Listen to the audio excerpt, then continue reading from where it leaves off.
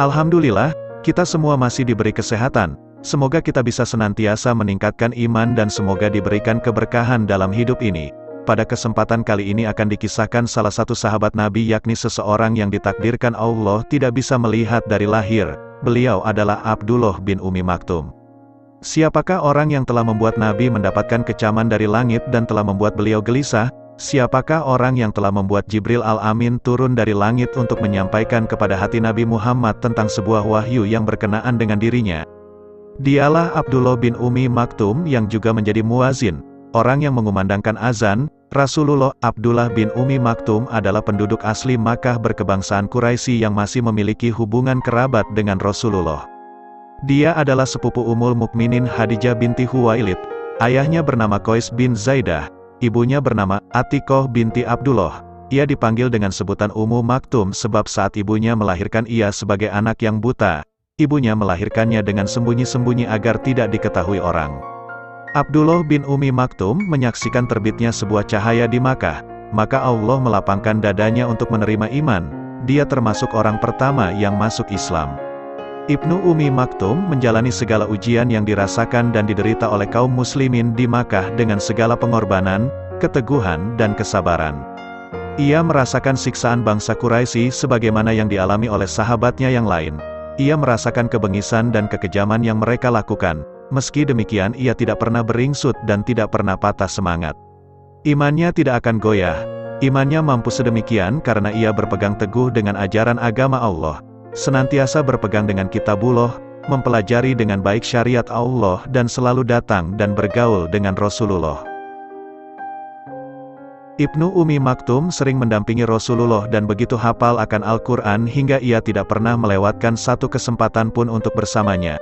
Dan apabila ada kesempatan untuk melakukan itu, maka pasti dia menjadi yang pertama melakukannya. Bahkan keinginannya untuk melakukan hal ini membuat ia berkeinginan untuk mendapatkan jatah bagiannya dan jatah orang lain untuk dirinya agar ia bisa mendampingi Rasul dan mempelajari Al-Quran sebanyak-banyaknya. Pada masa-masa itu Rasulullah seringkali melakukan pertemuan dengan para pemuka Quraisy karena berharap mereka berkenan untuk masuk Islam. Suatu hari beliau berjumpa dengan Utbah bin Robiah dan saudaranya yang bernama Syaibah bin Robiah. Turut bersama keduanya adalah Amr bin Hisham yang dikenal dengan Abu Jahal, Umayyah bin Khalaf dan Walid bin Al-Mughirah orang tua Khalid bin Walid. Rasul melakukan pembicaraan kepada mereka, mengajak mereka serta memperkenalkan Islam kepadanya. Rasul amat berharap agar mereka mau menerima penawaran beliau, atau menghentikan penyiksaan yang mereka lakukan terhadap para sahabat Rasul. Saat Rasulullah sedang mengadakan pembicaraan dengan mereka, tiba-tiba datanglah Abdullah bin Ummi Maktum yang meminta Rasul untuk membacakan ayat-ayat kitabullah kepadanya. Ia berkata, "Ya Rasulullah, ajarkan kepadaku apa yang telah Allah ajarkan kepadamu." Rasul lalu berpaling darinya, dan membuang wajahnya dari Ibnu Ummi Maktum. Ia lalu melanjutkan pembicaraan dengan para pembesar Quraisy tadi. Rasul masih berharap agar mereka mau menerima Islam. Sehingga dengan masuknya mereka ke dalam agama Islam maka agama ini akan semakin kokoh, dan dapat mendukung dakwah Rasulullah. Begitu Rasulullah selesai mengadakan pembicaraan dengan mereka, beliau hendak kembali ke rumah, tiba-tiba Allah membuat mata beliau menjadi kabur sehingga beliau merasa pusing.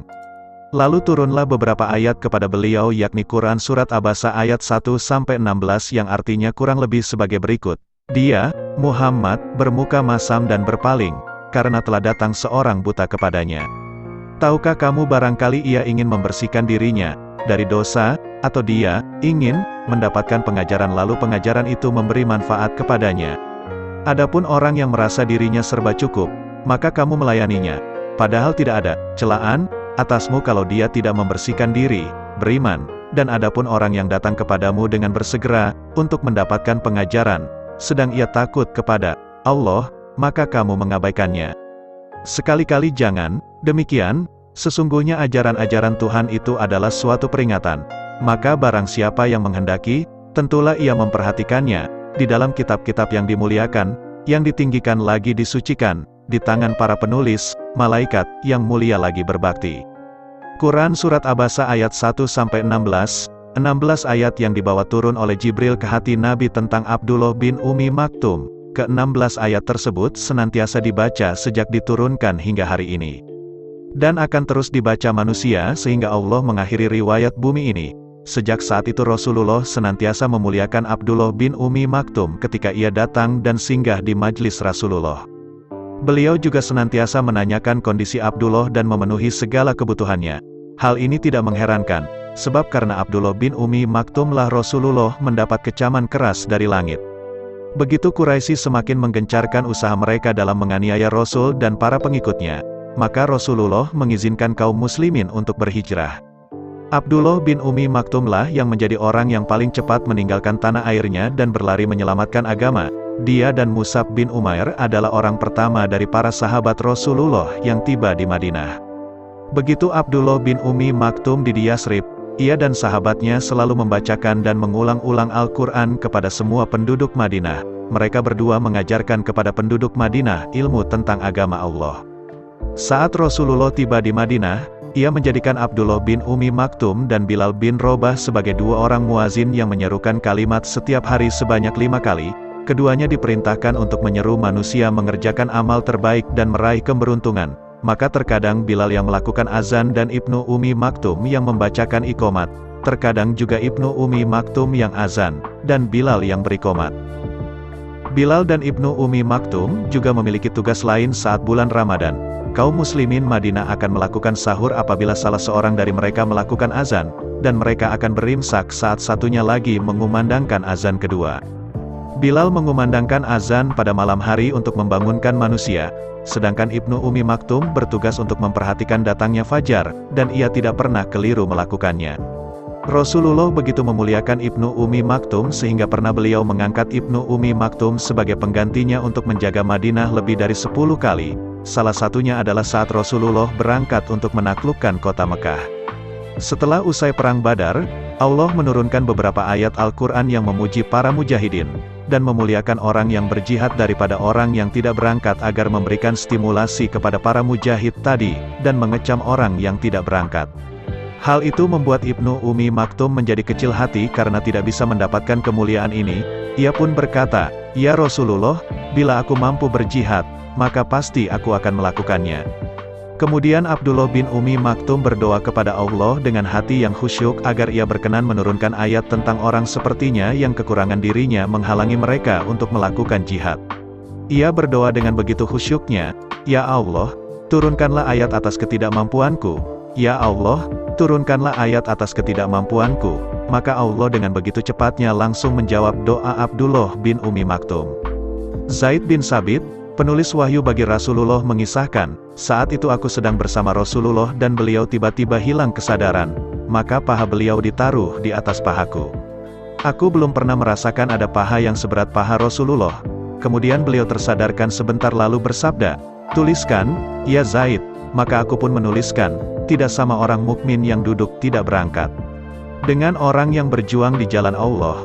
Lalu Ibnu Ummi Maktum berdiri seraya berkata, "Bagaimana dengan orang yang tidak mampu berjihad?" Belum juga ia usai meneruskan ucapannya, maka Rasulullah hilang kesadaran lagi. Lalu pahanya diletakkan di pahaku. Maka aku merasakan berat yang sama pada saat ketika pertama kali. Kemudian ia tersadarkan diri, lalu bersabda, "Bacakan apa yang telah kau tulis, ya Zaid." Aku pun membacakan, "Tidak sama orang mukmin yang duduk." Lalu beliau bersabda, "Tuliskan, selain orang yang memiliki uzur." Maka turunlah pengecualian sebagaimana yang diharapkan oleh Abdullah bin Ummi Maktum. Meski Allah telah memberikan maaf kepada Abdullah bin Ummi Maktum dan kepada orang-orang yang sepertinya dalam berjihad, namun ia tidak rela membiarkan dirinya berdiam diri dengan orang-orang yang tidak berangkat. Ia malah bertekad untuk berjihad di jalan Allah. Hal itu dikarenakan jiwa yang besar tidak akan pernah puas kecuali apabila melakukan pekerjaan-pekerjaan yang besar.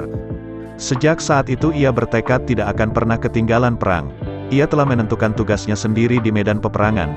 Ia berseru, "Tempatkan aku di antara dua barisan dan berikan kepadaku panji agar aku yang membawanya dan menjaganya untuk kalian. Sebab aku buta dan tidak mampu berlari." Pada tahun 14 Hijriah, sahabat Umar bertekad untuk menyerang Persia dengan sebuah peperangan yang dapat mengalahkan mereka, meruntuhkan kerajaan Persia dan membuka jalan bagi tentara muslimin. Ia menuliskan sebuah surat kepada para pembantunya yang berbunyi, "Jika ada orang yang memiliki senjata, kuda, pertolongan atau pendapat maka pilihlah mereka dan bawalah mereka menghadapku." Segera, maka kaum muslimin memenuhi panggilan Umar Al-Faruq, dan mereka berdatang ke Madinah sehingga memenuhi semua penjurunya. Salah seorang dari mereka adalah seorang buta yang bernama Abdullah bin Ummi Maktum. Sahabat Umar menunjuk pemimpin pasukan besar ini adalah Sa'ad bin Abi Waqqas. Sebelum berangkat Umar memberikan wasiatnya kepada pasukan muslimin, kemudian melepas mereka. Begitu pasukan ini tiba di Al-Qadisiyah, Abdullah bin Ummi Maktum mengenakan baju besinya juga perlengkapan perang lainnya. Ia rela membawakan panji kaum muslimin dan berjanji untuk menjaganya hingga mati. Kedua pasukan bertemu dan berperang selama 3 hari dengan begitu hebatnya. Keduanya saling menyerang dengan sangat dahsyat sehingga belum pernah ada sejarah penaklukan yang dialami kaum muslimin sehebat ini. Sehingga pada hari ketiga kaum muslimin mendapatkan kemenangan telak, maka jatuhlah sebuah bangsa yang begitu besar saat itu, dan dikibarkanlah panji tauhid di negeri berhala. Dan sebagai harga pembelian kemenangan ini, gugurlah ratusan syahid dan salah satu dari para syuhada itu adalah Abdullah bin Ummi Maktum. Ia ditemukan telah tewas dengan berlumuran darah dan ia masih menggenggam panji pasukan muslimin. Subhanallah, semoga kita dapat memetik pelajaran dari kisah tersebut. Wassalamu alaikum.